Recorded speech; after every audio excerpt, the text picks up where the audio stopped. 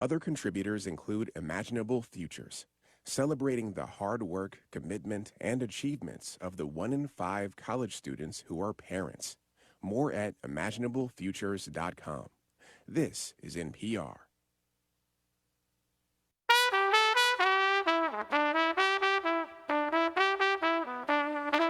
This is Charlotte Talks. I'm Mike Collins. On the Local News Roundup, North Mecklenburg State Senator Vicky Sawyer says there's still a lot of work ahead to make the regional transit plan palatable to lawmakers. Perhaps there is a plan B after all, should those lawmakers nix a referendum this fall. At least according to Vi Lyles. We'll fill you in. Defense Secretary Pete Hegseth announces Fort Liberty will be called Fort Bragg once again, but there's a difference this time. And the push to bring the WNBA back to Charlotte gets a boost of support from the Hornets. Here to talk about those stories and more is WFAE senior editor Ely Portillo. Ben Thompson is an anchor at WCNC TV. Mary Ramsey is local government accountability reporter for the Charlotte Observer, and Ryan Pitkin is co-founder and editor of Queen City Nerve. Good morning, everybody. Welcome. Good morning. So this is the year that Charlotte and the Metropolitan Transit Commission hopes to have legislative approval to put a 1-cent sales tax referendum for transit on the November ballot. And this week, Republican State Senator from North Mecklenburg, Vicky Sawyer, who is leading that bill through the General Assembly, says chances for passage look iffy. Mary, why?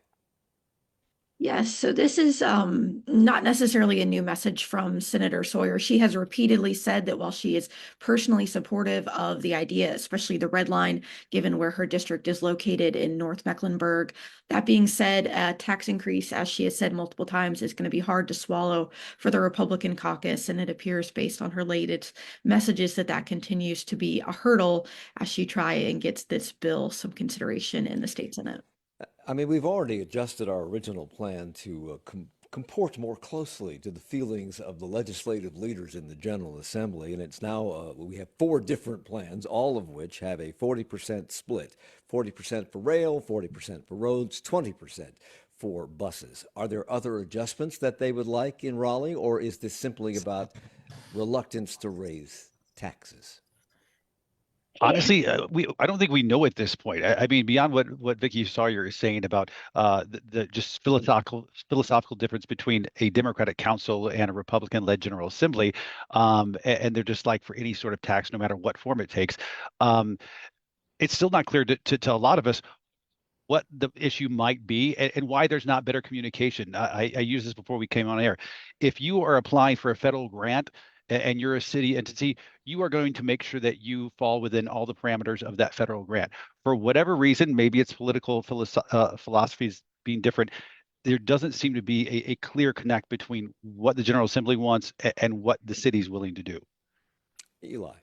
Yeah, I just think, there's not any appetite in Raleigh with Republicans in the majority to give a Democratic-led city a tax increase for a transit plan. I mean, that's like a vegan restaurant approving, putting new steak on the menu. It's just philosophically diametrically opposed. And I think, it might sneak in as a random thing added to some bill that passes in June. Who knows? That always seems to happen in Raleigh.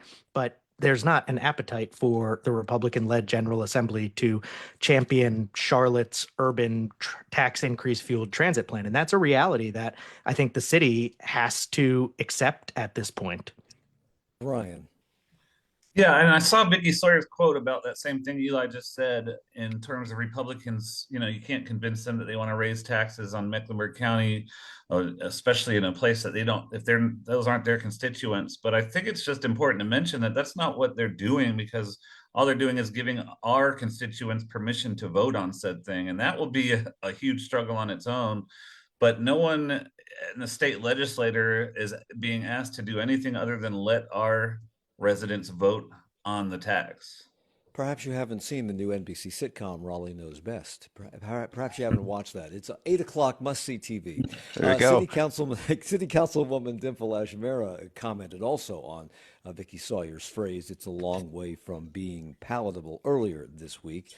Here's what she had to say.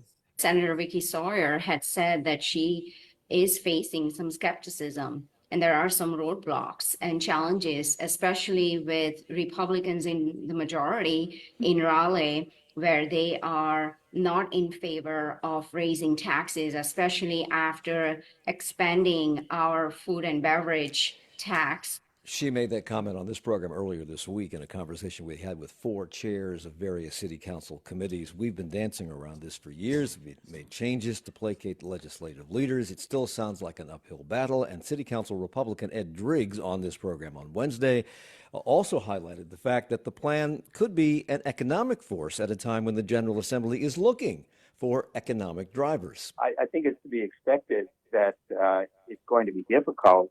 I'm still hopeful that the leadership have acknowledged in my conversations with them that Mecklenburg is a great driver of growth in North Carolina, and choking on mobility is not good for us or for the state.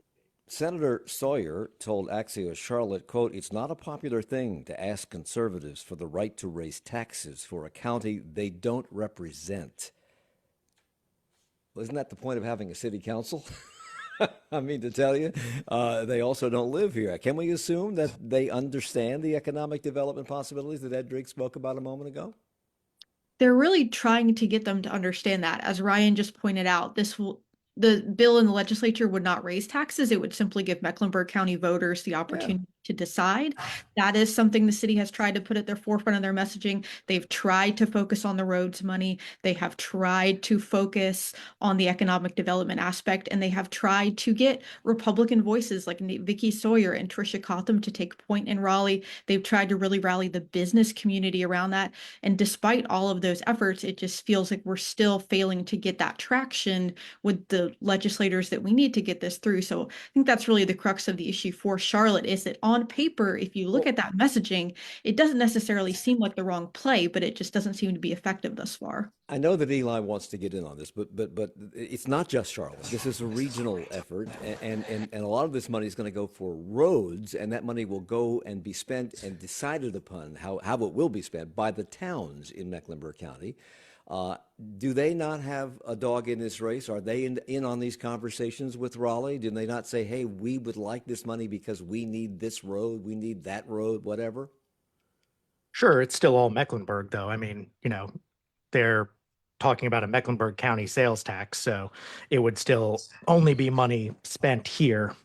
In even when you count the Republican-leaning towns, it's still a majority Democratic blue site. And I think right now it's kind of like Schrodinger's transit plan. It's all things to all people, and nobody knows quite what's inside it because nobody's actually done it yet. But I mean, the city does have alternatives. This whole discussion has been framed for years around, we have to get this from Raleigh.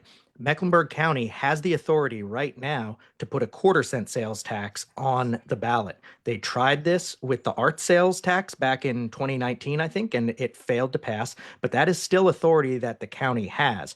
Charlotte can also raise property taxes on its own without legislative approval. So the city, they could decide right now, we're going to raise property taxes, and we're going to put a 1/4-cent sales tax on the ballot, and we're going to pay for as much of this transit plan we want as ourselves.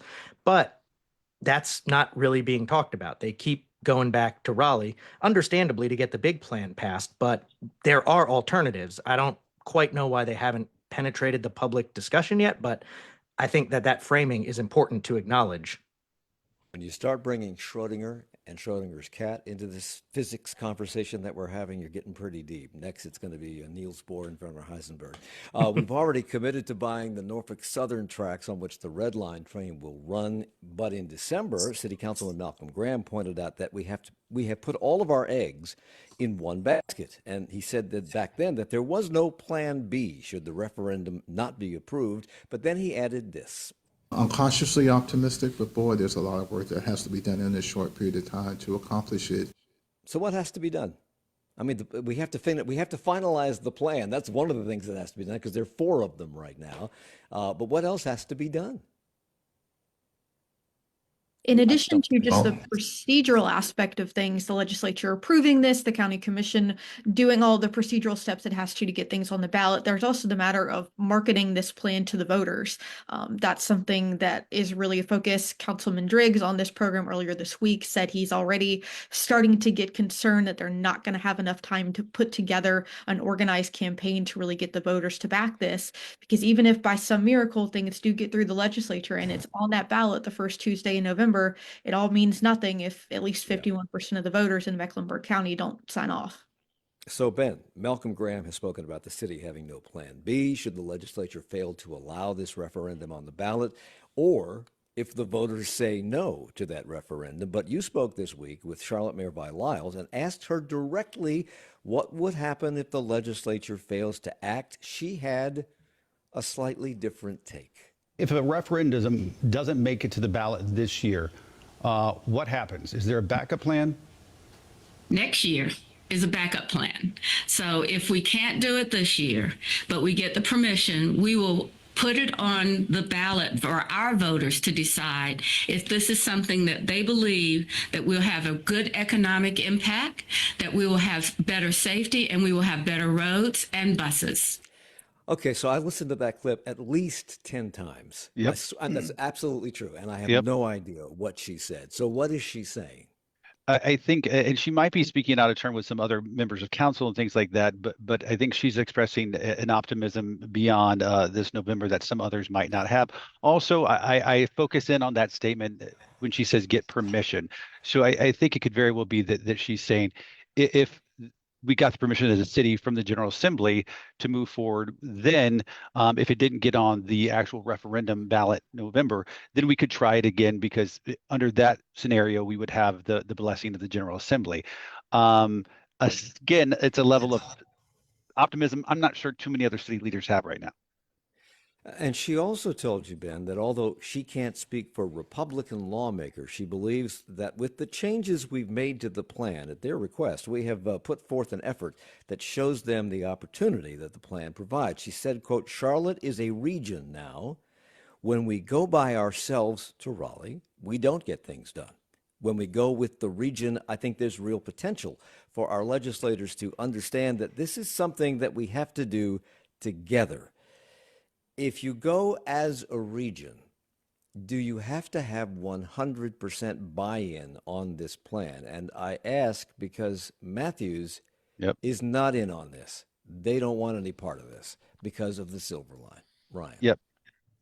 Ben. Ryan, who cares? Go ahead. Yeah, I mean, the city council will tell you that there's not necessarily 100% buy-in, but as you all discussed on this program Wednesday, Matthews has now hired a lobbyist at a convenient time for them, inconvenient time for city of Charlotte. That's going to be up in Raleigh discussing their distaste with how this plan has worked out. So that's going to be a major factor in how lawmakers up there look at it. He's not just lobbying against the transit plan. He's up there to convince them of other things that Matthews needs. But just the idea that they have hired somebody to go there and point out the negatives to Matthews of this transit plan, what message is that sending to legislators who are already on the fence? They'll pounce. They're looking for a reason, and in many cases, not to be on board with this. So they can quickly point to Matthews and say, listen, you all can't even get on the same page with this. How are we possibly going to approve a new tax for you all, or at least a new tax for the voters to vote on in November? They'll pounce. But we can't get on the same page because of the parameters they set to pass this referendum. They did this. They made this happen. The silver line was in the original plan. So isn't Raleigh to blame? My head hurts. I know. Okay, well, we're just getting started. I know it's pie in the sky, but I still go back to what I said. I don't understand why you can't get the stakeholders at the state level in the same room as the city and not let them leave a room until they talk. Break out the Excedrin and the Advil, because if you think your head hurts now, we're just getting started. Stay with us at Charlotte Talks on WFAE.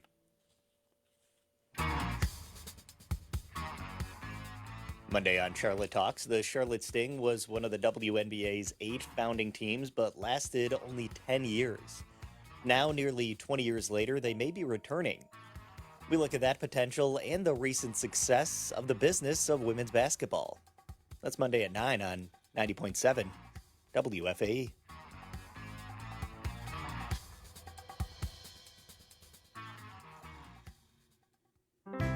On Thursday evening, February 27th, join WFAE as we celebrate Black History Month with a special Equilibrium Live. From Africa to America, a spiritual musical journey takes place at the WFAE Center for Civic and Community Engagement in Uptown. It's a powerful journey through song, history, and hope, featuring narration by Mr. Frank McGinnis and music from Friendship Missionary Baptist Church Men's Ensemble. Admission is free. To secure your seat, visit WFAE.org/Black History Month. Support comes from Mazda of South Charlotte, committed to bridging the gap between adventure and adventurer by helping people select vehicles that fit one's lifestyle. More at MazdaofSouthCharlotte.com.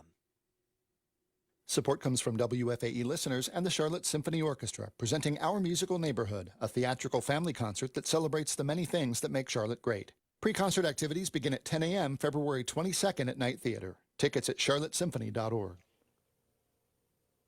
It's Charlotte Talks on listener-funded 90.7 WFAE and WFHE. I'm Mike Collins. It's the Local News Roundup. That's why Ely Portillo is with us. He's senior editor for WFAE News. Ryan Pitkin is founder and editor at Queen City Nerve. Mary Ramsey is local government accountability reporter for the Charlotte Observer. And Ben Thompson is an anchor at WCNC TV.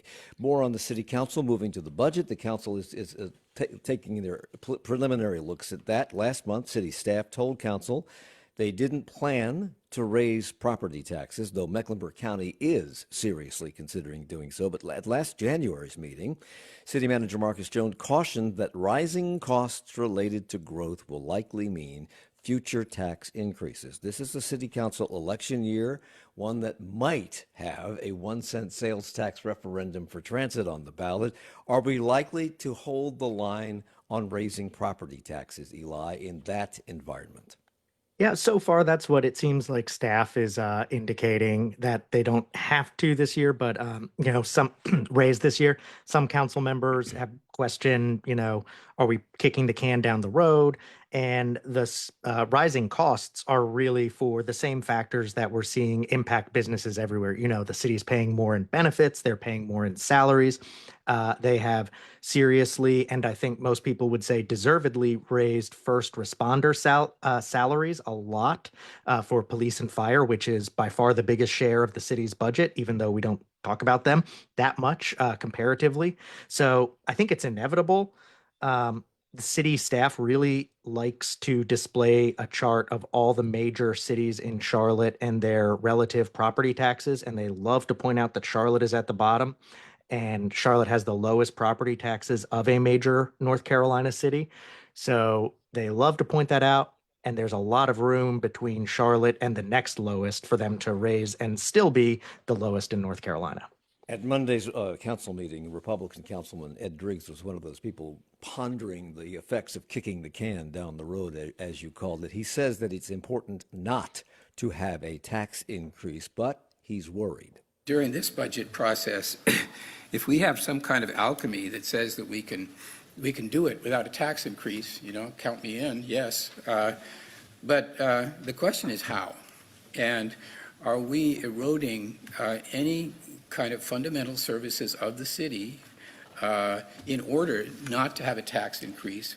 So he mentioned eroding services. So when Ed Driggs was on this program on Wednesday, I asked him if we are eroding services while avoiding what will eventually have to happen so that voters might be more inclined to say yes to a transit tax in November. So, Mike, I said last year that I thought we were setting the table for future tax increases. I have a concern about sending a message out to the public that we can accomplish all of these things and that there is no pain involved. And I should also explain, when we did the revaluation of the property and then we reset the tax rate, which is a normal procedure after a revaluation, we did a revenue-neutral reset. But that didn't take into account inflation. And so we are actually seeing our real property tax proceeds decline. So I do believe that we're getting ourselves into a position where we're going to have to make tough choices in the future.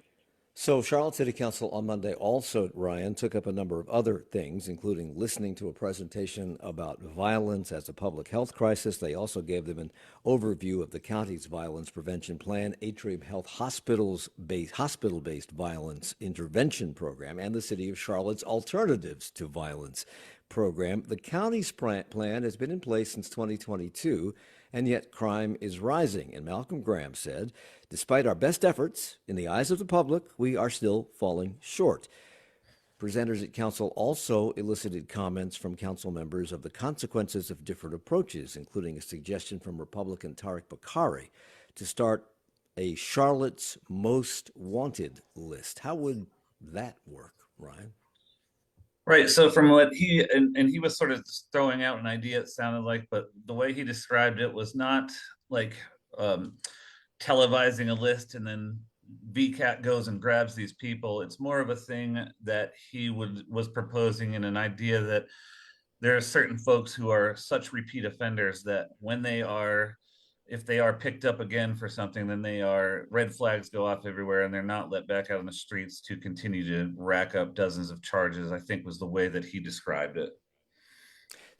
It was apparently a similar thing that Pat McCrory did that was run under Pat McCrory's mayorship.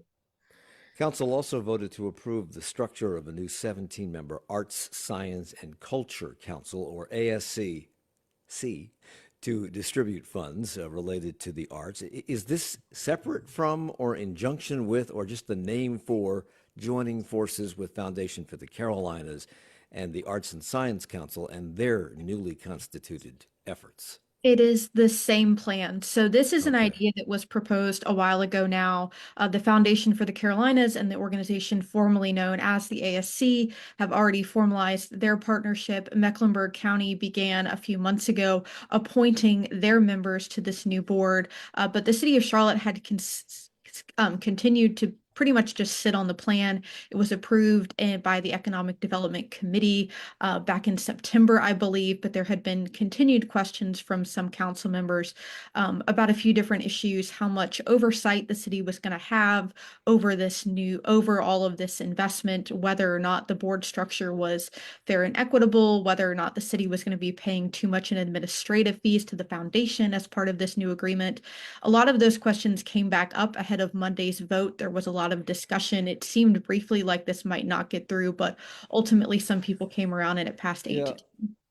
It passed 8-2, as you were going to say. The city withdrew from funding the ASC a couple of years ago and started their own arts funding mechanism, which didn't last very long, and now they've decided to join this new one. And Councilmember Victoria Watlington was one of the 2 no votes on council, because she said this, quote, feels like reinvesting in the same approach we were taking before, except now we have less opportunity to have a direct decision-making space. Is she right? I don't think so, because the difference here is that I think the city wanted more, or elected officials wanted more say, and what they had created under the Arts and Culture Office had been sort of a large board of local creatives who then just sort of put grant ideas together, grant allocations together, and then send it to council for a quick approval, probably part of the consent agenda. But this would be a board that is actually made up of elected officials from Mecklenburg County, City of Charlotte, towns surrounding. And that's sort of the change here, as opposed to just sort of a board that I think some people had some worries was not being held accountable and was maybe a lot of friends of different artists who were helping out their friends.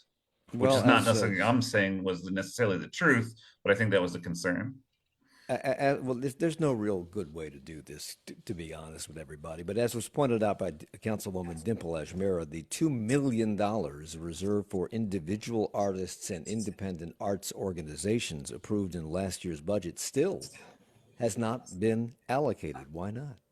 So this is a separate pool of money. So there was the infusion fund for 3 years. That's gone. That was the city's sort of stopgap arts funding option while they were figuring out what they wanted to do. And then last year, we had this new plan rolled out by the Foundation for the Carolinas and the ASC. The city had not yet decided whether to participate. So in last year's budget, they said, we're going to allocate just some one-time money. Originally, that money was going to be, they were going to enlist Charlotte as creative initiative to help distribute those grants. During the debates over the new Foundation for the Carolinas plan, it also came up within council that some council members were concerned about how that was going to work. So they decided to go with a different process called request for proposals, which is what's used for a lot of other different situations where the city is contracting out. So City Manager Marcus Jones explained Monday that the reason for the delay is that change in process means they sort of had to go back to square one in terms of figuring out who this money is going to. So they're in the process of taking applications from people and deciding how to spend that $2 million in individual arts grants. Before we move on, can you pass me that bottle of Excedrin, please? Thank you. Meanwhile, speaking of money, city council elections and the election for mayor are but 7 months away. Several city council members, however, are more than a year late in filing campaign finance reports that they are required to do by state law. Is that for the upcoming election, Eli, or the previous election?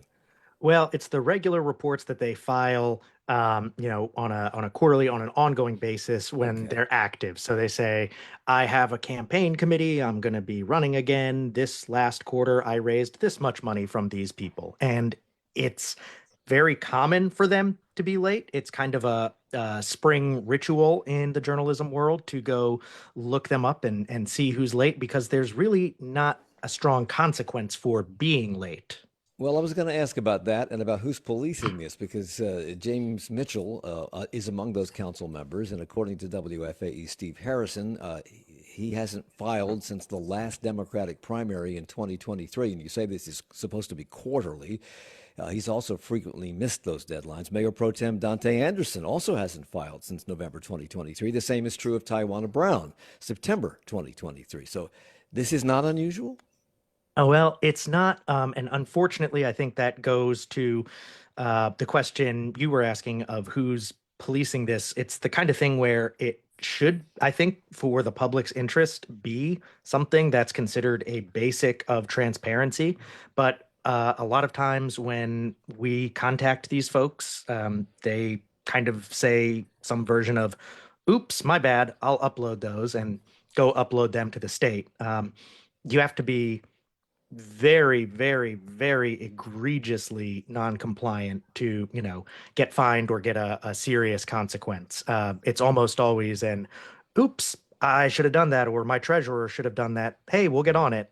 And I guess it's part of the public service we provide of reminding the elected officials to do that and then hoping they do.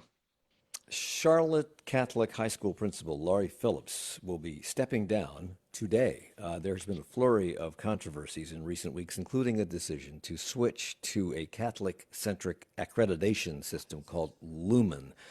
That prompted some pushback this week, Ben, from, well, the last couple of weeks, actually, from parents. Why? Well, it's sort of been a perfect storm of that, the accreditation change. There have been staff departures. And then what is so often the case in situations like that, there's video this week now, and that's what made the rounds on TV stations. And that was Phillips meeting with parents, talking about some of their concerns. And at one point in that video that was leaked, a parent asks about the culture problem there at Charlotte Catholic. And the principal responds, the culture problem starts right here, and gestures towards the people and parents in the audience, and there's a audible gasp from those people at that point. Well, we have that audio. It's a little difficult to hear because it was recorded on a phone and there's a lot of room noise. And we doctored the audio in terms of making it clearer to hear. We didn't edit anything. We just used equalization to make it clearer, but it's still hard to hear. But I should note that when she talks about when Laurie Phillips talks about we have a culture problem here, meaning in the room, she does so with a smile on her face. I don't think she meant it vindictively, but take a close listen to this. I agree with you. There is a culture problem. Right, and that needs to be addressed like today. There's a culture problem right here. Okay, so she was being asked by a parent. I'm going to play it again in a second, but she was being asked by a parent. The parent made a point of saying that she had said that the teachers there were loved and appreciated, but that the teachers didn't feel that way. Then she agrees with the parent But then she says there's a culture problem here, meaning in the room. Play it again. I agree with you. There is a culture problem. Right, and that needs to be addressed like today. There's a culture problem right here. So you heard the reaction in the room. Was that the nail in the coffin? I think you're being generous in your interpretation, and some people might agree, but clearly the parents in that room, that did not go over well. And I think that could have very well been the nail in the coffin of what's been a difficult few weeks there for staff as well as parents and students. So the Catholic Diocese of Charlotte Superintendent Gregory Monroe has stood by this decision to use Lumen as the accreditation system. He argues that it meets the same standards as any other accrediting body and that all of the diocese schools have made the switch. Given what just happened with parents feeling disrespected, is that likely to change? Honestly, I wouldn't be the person to tell you that. I'm not sure if that's going to change or not. I think probably situation and the waters there around Charlotte Catholic need to calm for a little bit before anybody is going to be making a wholesale change like that. So, Camp Bragg was established in 1918. It later became Fort Bragg until the name was changed in 2023 by the Biden administration to Fort Liberty. Well, everything old is new again. I direct the Army to change the name of Fort Liberty, North Carolina to Fort Bragg, North Carolina. That's right, Bragg is back. Secretary of Defense Pete Hegseth, but not so fast. This is a different Bragg. So, Eli, take us through this. Yeah, the original Bragg was Braxton Bragg, a Confederate general, correct? Yep. Confederate general, major slaveholder, and according to the history I've read, actually a very poor general as well, lost all his battles. This Bragg is Roland Bragg, who was a private who fought in World War II, and he won a Silver Star and was wounded under fire. Apparently, he just got a Wikipedia page, so he's not like some super well-known dude, but he fought in the Battle of the Bulge, stole a German ambulance, drove wounded Americans to safety, was wounded himself, briefly captured by the Germans. So Roland Bragg, the new Bragg, seems like a great guy, at least based on that. I should note there have been around 150,000 Silver Stars awarded during the course of U.S. history. So while Roland Bragg certainly sounds like an honorable soldier, it's not like he was chosen for anything besides his name. There are 150,000 other Silver Star recipients out there. That was going to be my question, Ben. Yeah, so often the case in a big, ceremoniously large announcement like this, families notified, they give a heads up. They found out from a TV reporter. That's how they found out. The mayor of Fayetteville found out also from TV reporters. The people that you'd think be impacted by this were blindsided by the news that this was even happening. Although we're very excited. I mean, we should say Mr. Bragg died 25 years ago. And there's also no relation between these two Braggs. Roland Bragg is not related in any way to Braxton Bragg. No, and Roland Bragg, I thought is kind of funny. I believe he's from Massachusetts, I think. So, in theory, on the opposite side, which, I mean, hey, in the base renaming stuff, the Trump administration, they could have just said, we're renaming this after Braxton Bragg. So, they didn't do that. I think in some ways it might be too clever by half. You got to imagine they're looking to find other Picketts or Lees out there who served in the Army as well. Who knows? Cosmetics and marketing. That's what it's all about. When we come back, your head's going to explode because we're going to talk about the Riggs-Griffin case, which continues in the courts. It's Charlotte Talks. Coming up at 10, it's 1A. More federal judges try to step in to stop Elon Musk's efforts in Washington. Inflation heats up as new indicators show the inflation rate is higher and the Federal Reserve holds rates steady for now. RFK Jr. and Tulsi Gabbard are confirmed to their new positions by the U.S. Senate, with votes mostly along party lines. And the Kennedy Center in Washington, D.C. has several new board members and a new executive director. 1A covers these stories and more from the week that was in 20 minutes on WFAE.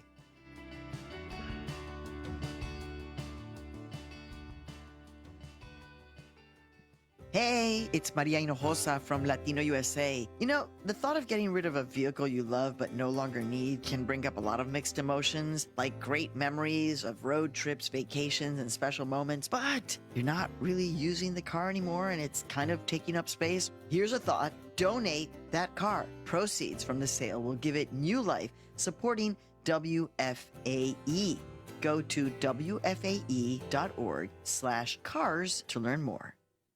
Support comes from the United Negro College Fund, presenting the 11th annual UNCF Charlotte Mayor's Masked Ball on March 8th at 5:30 p.m. at the Charlotte Convention Center. Tickets and more information at uncf.org/CharlotteMMB. It's Charlotte Talks and the Local News Roundup on 90.7 WFAE at WFAE.org. I'm Mike Collins. Ely Portillo is with us. He's senior editor for WFAE News. Ryan Pitkin is founder and editor of Queen City Nerve. Mary Ramsey, local government accountability reporter for the Charlotte Observer. And Ben Thompson, an anchor at WCNC TV. As we have been discussing since the November election, the contest for a seat on the state Supreme Court is still unresolved, although Democratic incumbent Allison Riggs has kind of won. She's ahead by 734 votes after several bipartisan recounts. She's still being challenged by Republican Judge Jefferson Griffin. And last week, a federal court, on Friday, the U.S. Fourth Circuit Court of Appeals decided that the most appropriate avenue for this dispute was the North Carolina State Court. So back it went, and that's where it sits now. But Justice Allison Riggs sat on the bench at the High Court this Tuesday to hear cases. Her term ended, I guess, in December. The election that she won has yet to be certified. It won't be certified until all of this ends. Why is she hearing oral arguments? Ryan.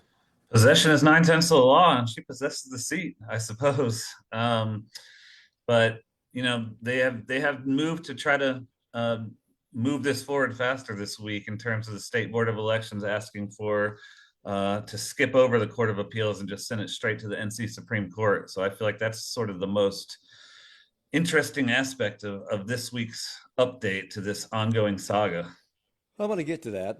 In a statement, Riggs said, I remain committed to speaking up on behalf of the voters that Jefferson Griffin is seeking to disenfranchise. As a constitutional officer, I swore an oath to defend our state and federal constitutions and the rule of law. I will continue to uphold my duty, including holding accountable any elected officials who thwarts the will of the voters. Wing. Sounds like a slap in the face to Jefferson Griffin, her opponent. That's what it is, right? Right, and she knows he won't respond. I'm starting to feel like he feels like he lost this a long time ago, but the GOP spent all of the last 2 years putting together this plan to challenge any close election, and this is the one that they jumped on. So this is back in the state courts. Last Friday, the Wake County Superior Court heard arguments and rejected all of Jefferson Griffin's election protests, which involved disqualifying upwards of 66,000 ballots. So the logical path now for it is to go through the State Court of Appeals. It probably won't because of what you just talked about, Ryan, which we'll talk about in a second. But Jefferson Griffin sits on the State Court of Appeals. Would he be assigned to that case? Would he recuse himself from that case? Would he have to recuse himself from that case? Because I know that the Democratic Party has said that he and 2 other Republican judges should be recused should that go to that court.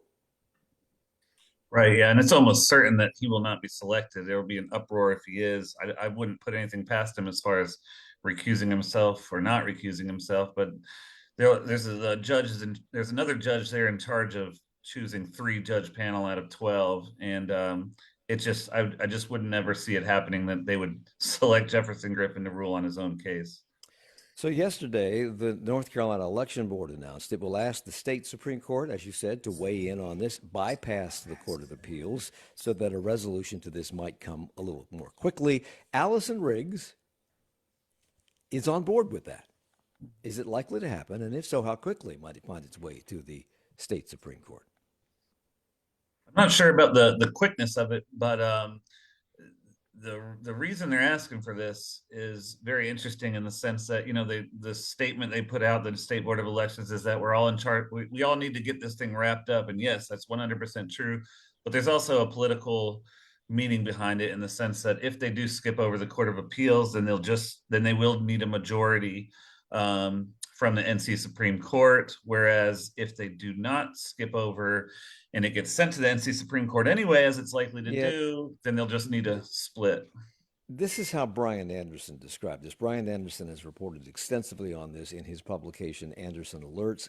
If the Supreme Court agrees to bypass the Court of Appeals, Jefferson Griffin would need a 4-2 ruling from the court in his favor to nullify the lower court's ruling last week rejecting all of his protests, which involved the disqualification of 66,000 ballots. However, if the high court allows the case to go to the Court of Appeals first, then they rule in his favor, he would just need a 3-3 split from the state Supreme Court when that decision is appealed. Am I getting this right? Right, yeah. Why the difference in numbers? It's the same court. Well, if there is a Court of Appeals ruling and the Supreme Court deadlocks on that, then the lower court ruling stands. So that's why.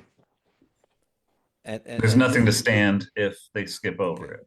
So we talked about if it goes to the Court of Appeals, Judge Griffin being on the court and the likelihood of his recusing himself from that case or not being assigned to it in the first place. But at the moment, Allison Riggs is sitting on the Supreme Court. Would she have to recuse herself? Yeah. She would. And she's already committed to doing that over this long 100 days. But has Jefferson Griffin committed to recusing himself should it go to the Court of Appeals? He's been silent. No one's hearing anything from him. Okay. Well, this could go on for months, and even if it goes to the state Supreme Court, could be appealed to the United States Supreme Court. So we're not done with this yet. Last year, CMS set a new goal to increase the number of students graduating on track to enroll in higher education, enlist in the military, or be employed. And now they have some numbers to see how they're doing toward that goal. Eli, what does it show? Yeah, so basically these measures are hitting certain benchmarks in terms of test scores or, other measures of career readiness, and they call them the 3 E's. Their goal this year was 74% of graduating students meeting that. One of those benchmarks, they actually exceeded that, and 76% of graduating students met one of those benchmarks. Their goal is to get to 85% in 4 years. So, they're inching up on track to reach that. They still have some challenges, though, that the superintendent pointed out. Maybe I was fortunate to go to a really great high school, and I think I was. It was a public high school. But 85%. Were you from Montgomery County, Maryland? No, Alexandria, Virginia. I was Moco. T.C. Williams. Ooh, you went good to one. Montgomery County. Yeah. Anyway, their goal was 85% by 2029. How does that stack up with other schools around the country? How does that stack up with the preparedness for jobs, military, or higher education in the 1970s, the 60s, the 80s? Pick a decade. I don't know that they're directly comparable. First, 2 reasons. One, this is kind of a CMS created measure. So, this is how they're judging themselves. But as far as I know, it's not like a standard that you could compare all districts like some others out there. The other thing is, it's a lot more complex than graduating high school in the 70s right now, I think. For example, just being familiar with computers. CMS is doing a survey on using AI in the classroom right now. The technology and the changes in the workforce compared to people coming out of high school 60 years ago, or even when I graduated high school 20 years ago, I think are really, really notable. At this stage of the game, don't you think every student in the classroom is familiar with the computer and how it works? I mean, they should be. They get them, when they start school. My kid's in school right now and they get them. But at the same time, there are big differences. I mean, you could say that, was it slide rules in your day? Everyone should know a slide Yes. rule. And, and yeah, I think I saw one in a museum one time. I must say I didn't understand slide rules then, and I don't now. But you know what? I don't care. So there's some progress being made on that front. But Crystal Hill, the superintendent at CMS, spoke to the board about other challenges, including a shortage of counselors and other student support staff. Our current ratio for our counselors is 1 to 300, which is not good. It is a lot. Our student support staff, our counselors, psychologists, all of those folks, the ratio is way out of whack. Why is it out of whack? What is the impact of it being out of whack? How are they dealing with it being out of whack? Well, I think the reasons are the same, that there are still teacher vacancies they're trying to close and bus driver vacancies they're trying to close. It comes down to pay and money. In terms of significance, I think, when you think about a 1 to 300 counselor ratio, if your goal, which CMS has set, is getting your students enrolled in higher ed, enlisted in military or other public service, or employed straight out of high school, counselors and support staff are really crucial to that. Those are the people who make the connections between students and those things that come next. So a 1 to 300 ratio, I mean, it's hard to imagine helping 300 students who need very different levels of support effectively connect with one of those three options. So yes, teachers have been a big focus. Bus drivers have been a big focus. I think you're going to see more focus on counselors and support staff in the coming years, too. At the federal level, we are now watching the emptying out of the government and the Department of Justice and other aspects of the federal law enforcement bureaucracy. And with all of that, I think yesterday, 6 or 7 attorneys resigned in protest. And with all the churn going on in D.C., which is highly unusual, it would be easy to miss the departure of that is completely normal. But this week, U.S. Attorney Dina King announced that she is stepping down from her position as the Western District's Chief Law Enforcement Officer. The district covers 32 counties in western North Carolina. Again, Eli, this is not unusual, but why? Why is it happening? So Dina King was appointed by President Biden, I believe, in 2021. It is customary for appointed U.S. attorneys to resign when there's a change of administration. It's expected that the new administration will appoint their own district attorneys. It's still notable, I think, though, because Dina King was the first person of color to hold this position in the Western District. And she also made diversity a cornerstone. I think she was quoted in a lot of places. She appeared in a lot of places to talk about the need for diversity and, kind of a different face on law enforcement. And even though her resignation here is expected and normal, still notable, I think. In the last election, Ben, North Carolina went marginally for Donald Trump at the national level and spectacularly for Josh Stein, our new governor. And a new Meredith College poll released this week reveals our state voters' opinions on a wide range of issues, as well as bipartisan support for Josh Stein. Tell us more.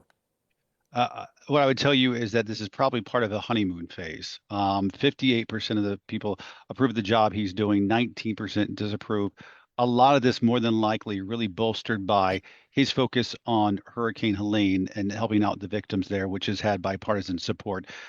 Keep in mind, the governor so far, not yet, still to come, will get into a fight with the General Assembly. Mark my words, it's going to happen just like it did with Roy Cooper. So he's not had to dirty his hands yet. Recent precinct-by-precinct voting results released this week showed that North Carolina voters were clear in splitting the ticket, with 51% of them voting for Trump, but a far wider margin given to Stein in the governor's race, probably because of his opponent, Lieutenant Governor Mark Robinson. And the Meredith poll shows that 58% of respondents approve of the job Stein is doing, including 65% of Democrats, 54% of Republicans, 55% of unaffiliated voters, and more than 2/3 support Lumbee recognition. Is that a significant increase from the past? It is, and it's something that the Lumbee folks have been fighting for years now, and they've recently gotten the support of some federal lawmakers. And I think you're seeing in those numbers the culmination of what has been a growing support for a group, a tribe based in the southeastern part of the state.